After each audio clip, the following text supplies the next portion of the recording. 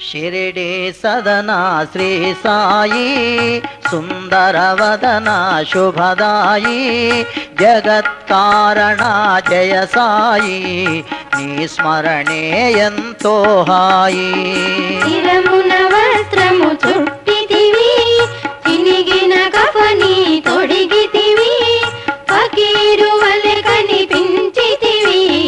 పరమాత్ముడవని పించితివి చాందు పటేలుని పిలిచితివి అశ్వము జాడా తెలిపితివి మహల్సా భక్తికి మురిసితివి